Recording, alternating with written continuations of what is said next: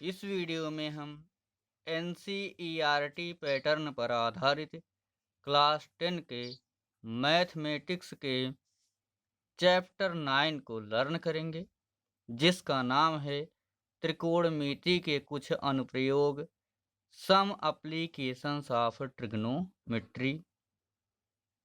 इस अध्याय पर मैंने अपने 4 वीडियोज अपलोड कर रखे हैं, जिसमें मेरा जो पहला वीडियो है वह इस अध्याय का बेसिक है और इस अध्याय के लिए वह बहुत ही महत्वपूर्ण है। अगर आपने उस वीडियो को नहीं देखा है तो उसका लिंक मैं डिस्क्रिप्शन में दे रहा हूँ। उस लिंक की सहायता से आप उस वीडियो को देख सकेंगे। इसके अलावा जो मेरा दूसरा वीडियो है उसमें मैंने एक्सरसाइज 9.1 के क्वेश्चन नंबर 1 और क्वेश्चन नंबर 2 को पढ़ाया है और जो तीसरा वीडियो है उसमें question number 3, question number 4, question number 5 को पढ़ाया गया है और जो चौथा वीडियो है उसमें क्वेश्चन नंबर 6 और 7 पढ़ाए गए हैं। अगर आपने उन वीडियोज़ को भी नहीं देखा है तो उनका भी लिंक मैं डिस्क्रिप्शन में दे रहा हूँ। आप लिंक की सहायता से उन वीडियोज़ को भी देख सकते हैं और मेरा आपसे निवेदन है कि आप मेरे वीडियोज़ को पूरा देखा करिए। पूरा देखने पर मैं निश्चिंत रूप से कह सकता हूं कि आपको वीडियो पसंद आएंगे और अगर आपको वीडियो पसंद आए तो आप लाइक कीजिएगा, सब्सक्राइब कीजिएगा, शेयर कीजिएगा और कमेंट कीजिएगा। तो चलिए देर न करते हुए आते हैं हम एक्सरसाइज 9.1 के क्वेश्चन नंबर 8 पर।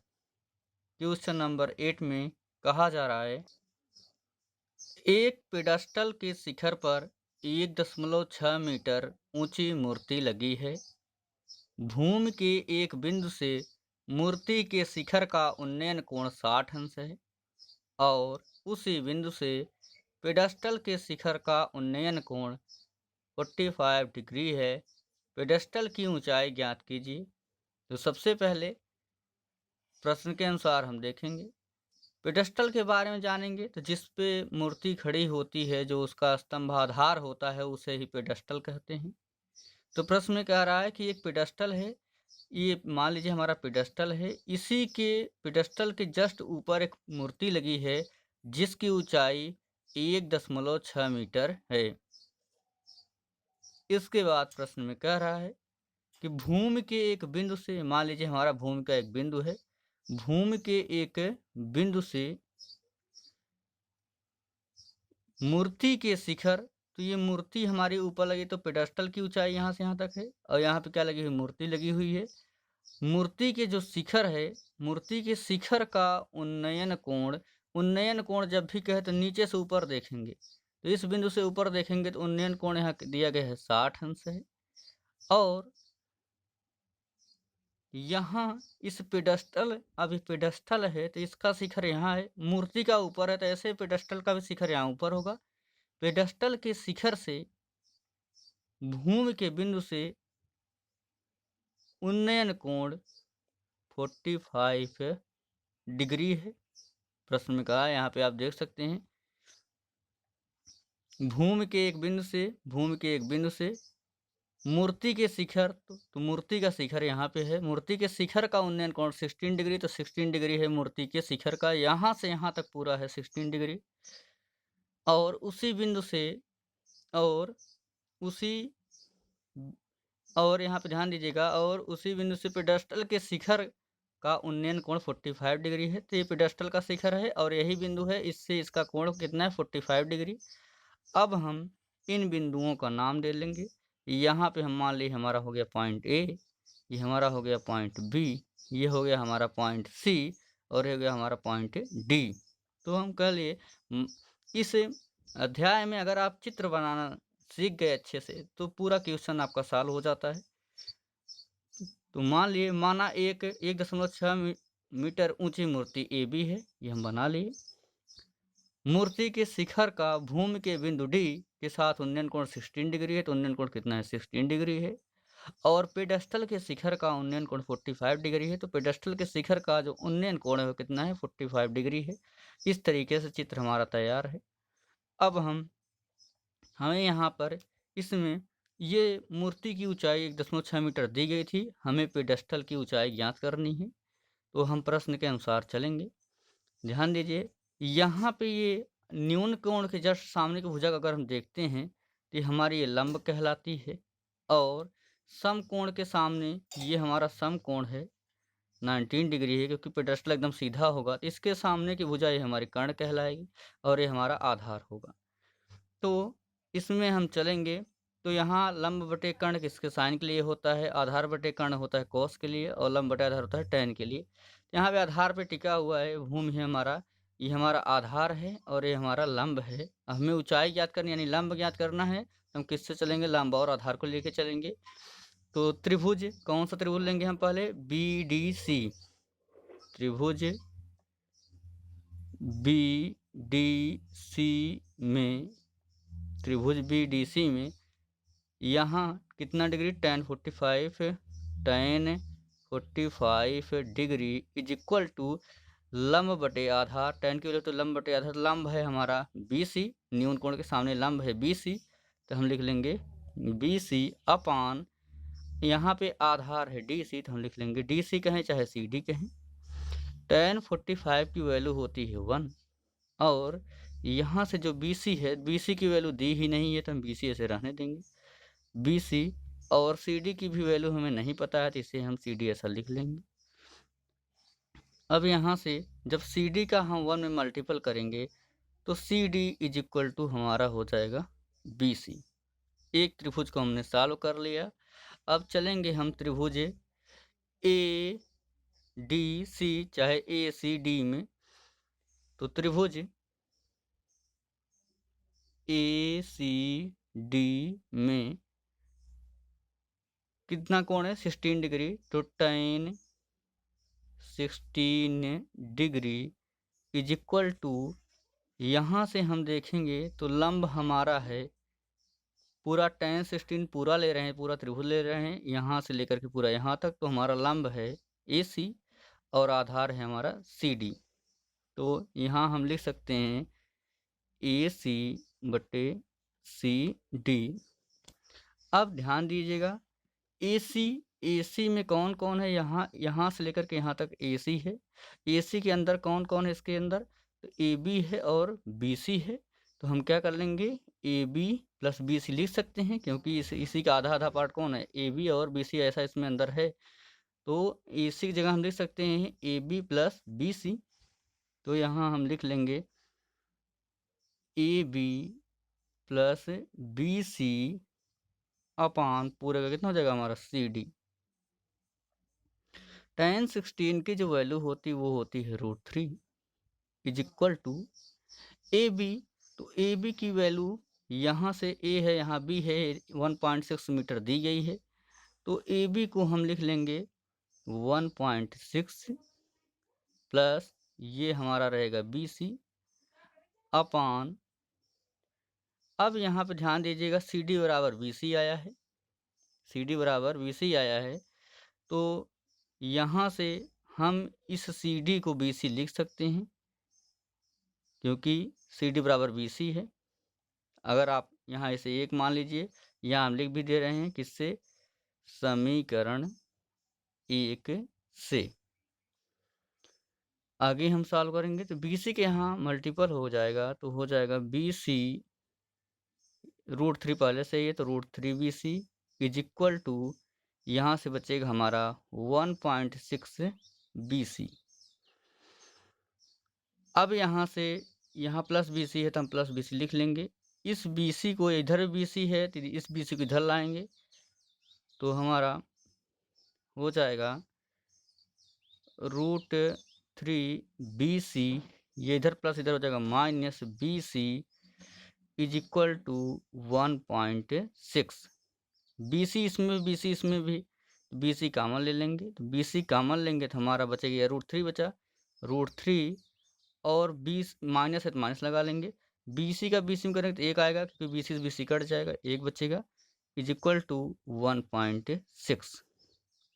अब यहाँ से जब हम BC बराबर निकालना चाहेंगे तो हमारा हो जाएगा BC is equal to 1.6 upon √3 - 1। हर का परिमेयीकरण करेंगे। परिमेयीकरण का अर्थ होता है जो नीचे होता है उसी का चिन्ह बदल करके ऊपर भी गुणा और नीचे का भी गुणा, नीचे भी गुणा कर देंगे। तो हम कर सकते हैं यहाँ से BC is equal to 1.6 upon √3 - 1, ऊपर भी इंटू √3। अब यहाँ -1 है तो हम क्या कर देंगे +1 अपॉन यहाँ भी √3 + 1 से हम गुणा कर देंगे। अब चूंकि हम जानते हैं, हमें ये पता है कि A + B into A - B बराबर हमारा होता है A² - B², ऐसा होता है।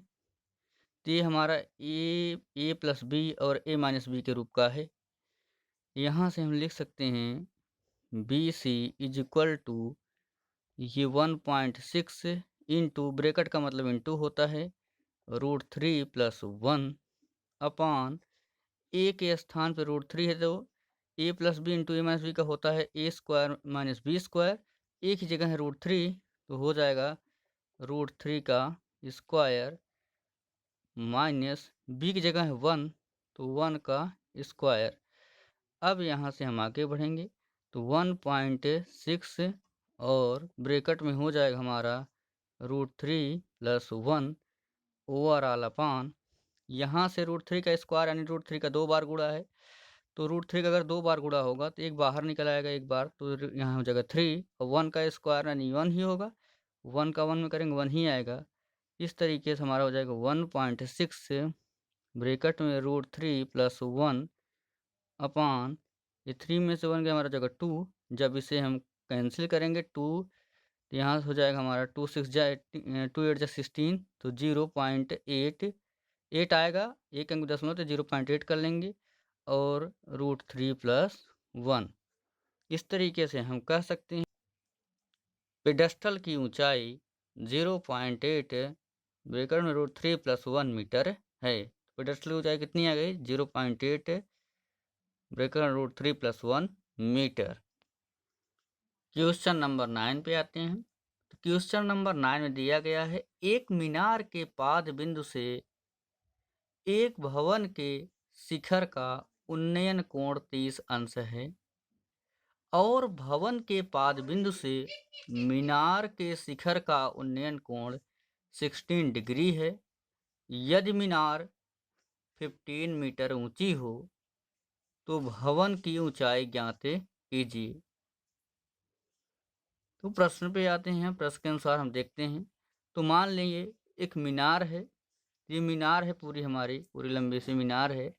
तो मीनार का ये नीचे का भाग इसका पाद बिंदु कहलाएगा और ऊपर का भाग शिखर कहलाएगा। और मान लिए कि हमारा इसके जस्ट सामने, इस मीनार के जस्ट सामने एक भवन है, तो भवन का ये नीचे का भाग पाद बिंदु कहलाएगा और ऊपर का भाग शिखर कहलाएगा। तो प्रश्न में कह रहा है एक मीनार के पाद बिंदु से, मीनार का पाद बिंदु है, मीनार के पाद बिंदु से भवन के शिखर, तो भवन का शिखर, भवन इसके सामने है, तो मीनार के पाद बिंदु से भवन के शिखर का उन्नयन कोण 30 अंश है। तो भवन के, ये भवन है हमारा, मीनार के पाद बिंदु से भवन के शिखर, भवन का शिखर यहीं पे है, का उन्नयन कोण कितना है हमारा 13 डिग्री। इसे हम कर लेंगे 13 डिग्री। और भवन के पाद बिंदु से, तो भवन का शिखर है यहाँ पाद बिंदु, भवन के पाद बिंदु से मीनार के शिखर, तो मीनार का शिखर यहाँ पे है, ये हमारा मीनार है, मीनार का शिखर यहाँ पे है, मीनार के शिखर का जो उन्नयन कोण है वो है हमारा 16 डिग्री। यदि मीनार 15 मीटर ऊंची हो, जो यहाँ पे हमारी मीनार है, इसकी जो ऊंचाई दी गई पूरी वो कितनी है 15 मीटर है। तो भवन की ऊंचाई ज्ञात कीजिए। तो अब हमें भवन की ऊंचाई ज्ञात करना है। मीनार की ऊंचाई 15 मीटर दिया गया है। तो यहाँ पे हम मान लिए कि इसका इन बिंदुओं का नाम देंगे। माना एक मीनार ए बी है, तो मीनार को हम यहाँ पॉइंट ए कर लिए, पॉइंट हमारा हो गया बी, जिसके पाद बिंदु बी से, आप ध्यान दीजिए मीनार है ए बी है तो इसका पाद बिंदु यहाँ बी है, शिखर ए है, मीनार के पाद बिंदु बी से भवन सी डी, तो भवन कह रहा है तो भवन को यहाँ पर हम पॉइंट कर लेंगे सी और यहाँ पे डी। भवन सी डी के का उन्नयन कोण 30 अंश है, तो हम उन्नयन कोण बना लिए 30 अंश किससे, यहाँ पे भवन मीनार के पाद बिंदु से भवन के शिखर का उन्नयन कोण 30 अंश है। और यहाँ पे और भवन सी डी के, ये भवन सी डी के पाद बिंदु डी से मीनार के शिखर, तो मीनार के शिखर का उन्नयन कोण 16 डिग्री, उन्नयन कोण हम 16 डिग्री बना लिए। इस तरीके से हमारा फिगर तैयार है। अब हमें यहाँ ऊंचाई ज्ञात करनी है, भी ऊंचाई ज्ञात करनी है, यानी हमें लंब निकालना है, क्योंकि न्यून कोण के सामने की जो भुजा होती है उसे लंब कहते हैं। ये भी न्यून कोण है, 90 से कम है न्यून कोण है। न्यून कोण के सामने की भुजा होती है लंब, यानी लंब हमें दिया गया है, यहाँ लंब दिया गया है और यहाँ पे लंब निकालना है, और नीचे का हमारा आधार हो गया। और ये समकोण के सामने भुजा ये भी कर्ण और ये भी कर्ण ही है। तो लंब और कर्ण किस में, लंब और आधार किस में आता है, टैन में। ट्रिक हमने आपको एल अपान के से बताया था कि यहाँ पे ध्यान दीजिएगा, फिर से बता दे रहे हैं, एल अपान के ए से, तो एल अपान के लंब, एल से लंब, के से कर्ण, ए से आधार होता है। लंब कर्ण किसके लिए होता है, साइन के लिए होता है लंब अपान कर्ण। आधार अपान कर्ण होता है कॉस के लिए, और लंब बटे आधार होता है टैन के लिए। तो लंब आधार किस में आया, टैन में आया। तो हम इसके अनुसार से चलेंगे। तो यहाँ से सबसे पहले हम इस बड़े वाले में, मीनार वाले में चलेंगे। तो त्रिभुज ए डी बी में, त्रिभुज ए डी बी में यहाँ एंगल कितना है, 16 डिग्री। तो tan 16 degree is equal to लंब कितना हमारा है, ए बी। तो क्या लिख लेंगे हम, ए बी, क्योंकि लंब बटे आधार होता है, तो लंब हमारा है ए बी, तो हम लिख लिए ए बी बटे आधार है हमारा बी डी, लिख लेंगे हम बी डी। यहाँ से हम देख रहे हैं कि जो ये मीनार है, मीनार की ऊंचाई कितनी है, 15 मीटर, और tan 16 की जो वैल्यू होती है वो होती है √3। तो √3 इज इक्वल टू मीनार की ऊंचाई 15 मीटर दी गई थी, अपान यहाँ से हो जाएगा बी डी। अब बी डी का यहाँ मल्टीपल हो जाएगा, तो हमारा हो जाएगा √3 B D is equal to 15। √3 यहाँ पे इंटू है, यहाँ पे आएगा नीचे तो हो जाएगा बटे में। तो B D is equal to 15 upon, यहाँ से हो जाएगा हमारा √3। तो बी डी की वैल्यू आ गई 15 अपान √3। अब चलेंगे दूसरे वाले में, जो कि हमारा है सी बी डी। तो लिखेंगे त्रिभुज सी बी डी में, त्रिभुज सी बी डी में, त्रिभुज सी बी डी में यहाँ एंगल कितना दिया गया था, तो 13 डिग्री था। तो tan 13 डिग्री बराबर हम करेंगे tan 13 degree is equal to लंब बटे आधार होती है, tan की वैल्यू लंब बटे आधार होती है। तो लंब यहाँ पे हम देख रहे हैं, लंब हमारा सी बी डी में लंब हमारा सी डी है और आधार बी डी है। तो सी डी बटे बी डी कर सकते हैं, तो यहाँ हम लिख लेंगे सी डी अपान बी डी। tan 13 की जो वैल्यू होती है वो 1 अपान √3 होती है, इज इक्वल टू करेंगे हम। अब यहाँ से सी डी लिख लेंगे, और सी डी यहाँ अभी बी डी की वैल्यू ऐसे हम समीकरण 1 मान लेते हैं। तो समीकरण 1 से हम क्या करेंगे, यहाँ पे इस बी डी की वैल्यू रखेंगे, तो 15 अपान √3 ऐसा हो जाएगा। अब हमने आपको बताया है इसका गुणा यहाँ होता है, इसका गुणा यहाँ होता है, तिरछा गुणा कर लेते हैं। तो 15 अपान √3 का करेंगे तो हमारा हो जाएगा 15 अपान √3, और इधर कर लेंगे, ये हमारा यहाँ से हो जाएगा सी डी, √3 का इसमें करेंगे हो जाएगा √3। अब यहाँ से हम चलेंगे आगे, तो इधर लाएंगे तो ये फिर से नीचे आएगा, तो हमारा हो जाएगा 15 √3 इंटू नीचे आने का अर्थ ये है, यहाँ पे हम √3 कर लिए, ऐसा √3 लिखे नीचे ऐसा करके। चाहे हम क्या कर सकते हैं, इसके ऊपर 1 लिख सकते हैं, कोई प्रभाव नहीं पड़ेगा। √3 का अगर कुछ भी नहीं है, नीचे आ रहा है तो हमारे बटे में आ रहा है यहाँ पे, इसके ऊपर 1 लिख दे, कोई दिक्कत है नहीं है। √3 नीचे ही आएगा, भाग में आएगा, क्योंकि यहाँ पे गुणे में तो यहाँ बटे में आता है, तो बटे में आया √3 हो गया। ऊपर 1 लिखे, कोई दिक्कत है नहीं है। अब यहाँ से हम चलेंगे आगे, तो हम लिख सकते हैं 15 का 1 में करेंगे तो हमारा 15 ही होगा। लेकिन यहाँ किसके बराबर है, ये CD के बराबर इतना आया हुआ है, क्योंकि √3 नीचे लाए थे। तो CD बराबर हम लिखेंगे 15 का 1 में करेंगे, हमारा 15 हो जाएगा। अपान, अब यहाँ √3 है, √3 का 3 माने 2 बार रूट में 3 है, तो एक बार बाहर निकल के आएगा। यहाँ ऐसे हो जाएगा, √15/3 इज इक्वल टू, यहाँ से कर सकते हैं 3 का करेंगे 15 में डिवाइड करेंगे तो हो जाएगा हमारा 3 1 जा 3। अब यहाँ बचा 2 हो गया हमारा 20, तो 3 6 जा 18। अभी भी हमारा 20 था, 2 बचा ही है, 2 बचा है, उसे लिख लेंगे। अपान 3 है तो 3, तो 16 सही 2/3, इतना क्या मीटर। तो हम कह सकते हैं, इसलिए भवन की ऊंचाई 16 सही 2/3 मीटर है। भवन की ऊंचाई CD = 16 है, सही 2/3 मीटर है। चाहे आप कह सकते हैं 15/3 मीटर है, दोनों में कहेंगे, दोनों बातें सही होंगी।